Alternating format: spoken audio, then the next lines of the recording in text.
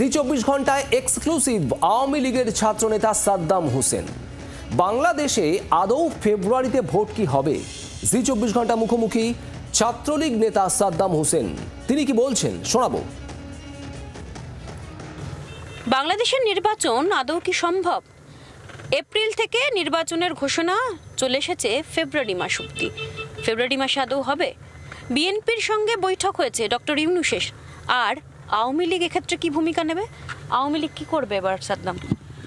আমরা যেটি মনে করি যে সরকার যে ঘোষণাটি করেছে এটি এক ধরনের প্রহসন, এটি জনগণের মনোযোগ দূরে সরিয়ে দেওয়ার কৌশল এবং নির্বাচন দেওয়া তাদের মূল লক্ষ্য নয়। তাদের মূল লক্ষ্য হচ্ছে যে ক্ষমতাকে দীর্ঘায়িত করা এবং বাংলাদেশে আওয়ামী লীগকে ছাড়া কোনো ধরনের গণতান্ত্রিক, অন্তর্ভুক্তিমূলক এবং জনগণের অংশগ্রহণমূলক কোনো নির্বাচন সম্ভব বলে বাংলাদেশের জনগণ বিশ্বাস করে না।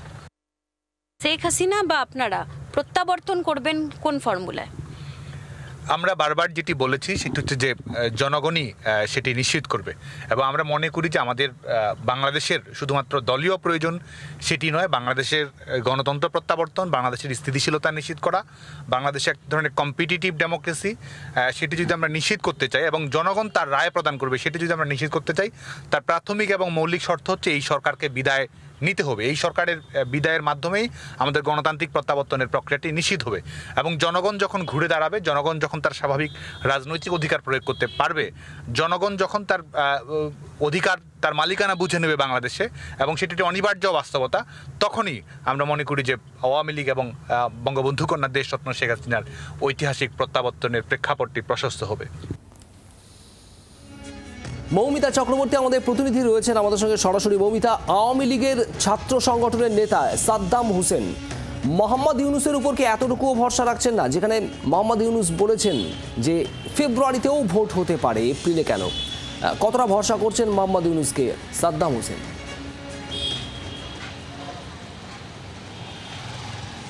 দেখো, ডক্টর ইউনূসকে যে সাদ্দাম হোসেন বা আওয়ামী লীগের কোনো নেতাই ভরসা করবেন না সেটা খুব স্বাভাবিক এবং প্রত্যাশিত। কারণ আওয়ামী লীগকে ইতিমধ্যেই ডক্টর ইউনূস ক্ষমতায় এসেই অন্তর্বর্তীকালীন সরকারের দায়িত্ব নেওয়ার পরেই নিষিদ্ধ ঘোষণা করেছেন। নিষিদ্ধ ঘোষণা হয়েছে যে যাদের মাধ্যমে, তাদের ভরসা করার কোনো জায়গা নেই। অন্যদিকে গতকালের পর থেকে একটা প্রশ্ন বড় হয়ে দাঁড়িয়েছে। একটা কানাঘুষো খবর পাওয়া যাচ্ছে যে ফেব্রুয়ারি মাসের কোন দিন ভোট হবে বাংলাদেশে। 12ই ফেব্রুয়ারি সেই দিন হয়েছে বলে শোনা যাচ্ছে, কিন্তু অফিসিয়ালি কোনো বিবৃতি ঢাকা থেকে কিন্তু ইস্যু করা হয়নি, যেটা নিয়ে ইতিমধ্যে প্রশ্ন ছুটেছে বাংলাদেশের নির্বাচন কমিশন।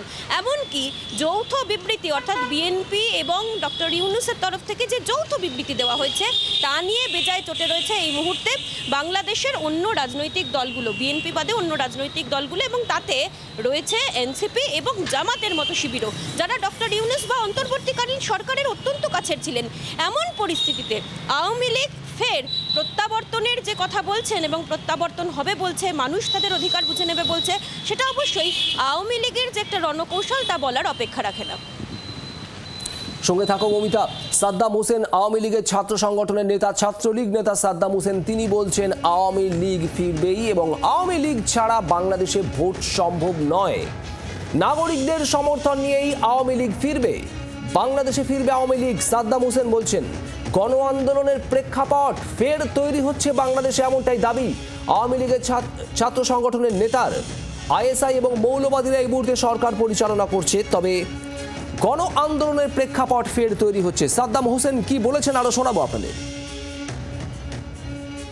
পাকিস্তান, আইএসআই বা যে আপনি আগের ইন্টারভিউতে আমাকে বলেছিলেন যে বিভিন্ন রকম ইন্টারন্যাশনাল টেররিস্ট গ্রুপ তারা কাজ করেছে, তারা এই মুহূর্তে কতটা অ্যাক্টিভ এবং এত ভারত বিরোধিতা কেন?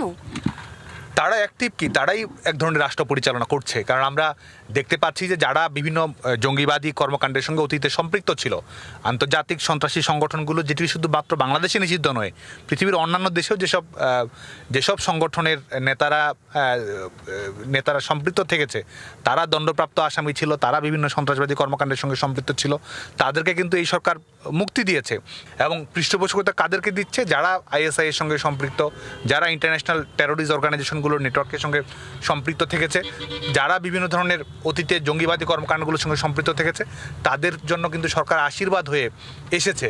এবং দেশের অভ্যন্তরীণ আমাদের বিভিন্ন সংযোগ, বিভিন্ন কূটনৈতিক তৎপরতা, বিভিন্ন মিটিং, বিভিন্ন ধরনের রাজনৈতিক কর্মসূচির চেহারা যদি আমরা লক্ষ্য করি তাহলে কিন্তু সরকার এবং মৌলবাদী গোষ্ঠী এটিকে আলাদা করার কোনো কিছু নেই। এটি আসলে একাকার হয়ে গেছে।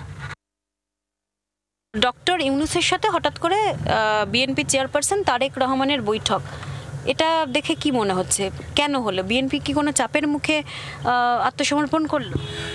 এটি এক ধরনের আমাদের কাছে যেটি মনে হয় এটি হচ্ছে যে ক্ষমতাকে এক ধরনের একটা এলিটিস্ট বলয়ের মধ্যে সেটা নিয়ে দর কষাকষি করা, সেটির সঙ্গে ভাগাভাগি করা, ক্ষমতা যে জনগণের সেই ধারণা থেকে বের হয়ে এসে নিজেদের মধ্যে ভাগ বাটোয়ারাও করা, ক্ষমতার দর কষাকষি করা, সেটিরই একটি নমুনা আমরা দেখতে পেলাম। এটা বলা যায় এক ধরনের marriage of convenience, not marriage of principle. Actually এটা যার যার সুযোগ সুবিধা অনুযায়ী নিজস্ব সিদ্ধান্ত গ্রহণ করা এবং সেটিকে দেশের জনগণের উপরে, রাষ্ট্রের উপর চাপিয়ে দেওয়া। কারণ বাংলাদেশের গণতান্ত্রিক ভবিষ্যৎ কী হবে সেটি নির্ধারণ করবে বাংলাদেশের জনগণ, এবং সেটি অবশ্যই বাংলাদেশের জনগণের সাংবিধানিক গণতান্ত্রিক রাজনৈতিক অধিকার প্রয়োগ করার মাধ্যমে, এবং সেটি একটি বৈধ সরকারের মাধ্যমে, নির্বাচন প্রক্রিয়ার মাধ্যমে।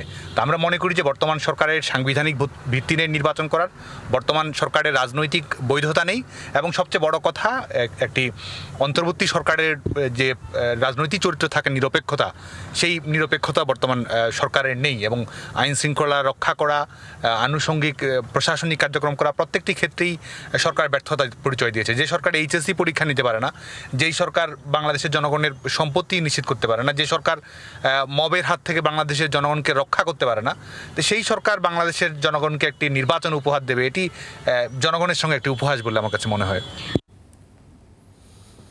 আরও একবার যাবো মৌমিতার কাছে। মৌমিতা চক্রবর্তী আমাদের প্রতিনিধি রয়েছেন আমাদের সঙ্গে সরাসরি। মৌমিতা, সাদ্দাম হোসেনের সঙ্গে দীর্ঘক্ষণ কথা বলেছ।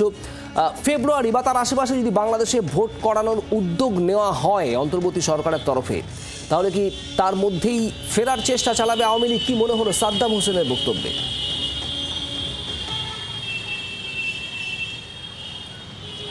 অবশ্যই, কারণ বাংলাদেশে এই মুহূর্তে যে পরিস্থিতি তৈরি হয়েছে সেই পরিস্থিতিতে আওয়ামী লীগ তাদের যে রণকৌশল, সেই রণকৌশল কিন্তু ওপেন করছেন না। কিন্তু তাদের যে বক্তব্য, তাদের একাধিক নেতৃত্ব যাদের সঙ্গে আমাদের কথা হচ্ছে, তারা কিন্তু যে দাবি করছেন সেই দাবি অত্যন্ত ইঙ্গিতপূর্ণ। অন্যদিকে তারা বলছেন যে তাদের নির্দিষ্ট স্ট্র্যাটেজি রয়েছে, নির্দিষ্ট রণকৌশল রয়েছে, আর তাদের নেত্রীর প্রত্যাবর্তন হবে, আওয়ামী লীগ ফিনিক্স পাখির মতো ফিরবে, সেই দাবিও শোনা গিয়েছে।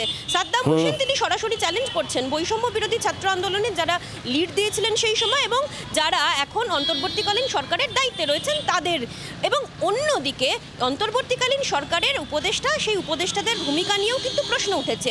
সব মিলিয়ে বাংলাদেশের রাজনীতির আকাশে যে কালো মেঘ, সেই কালো মেঘ কিন্তু আবারও ঘনীভূত হচ্ছে, এবং গণ অভ্যুত্থানের যে ইঙ্গিত বারবার করে আওয়ামী লীগের তরফ থেকে দেওয়া হচ্ছে। এবং সাদ্দাম হোসেন তিনিও বললেন যে জনগণের অধিকার বুঝে নেবে, চাপিয়ে দেওয়া কোনো নীতি তারা মানবেন না, সেটা কিন্তু অত্যন্ত তাৎপর্যপূর্ণ।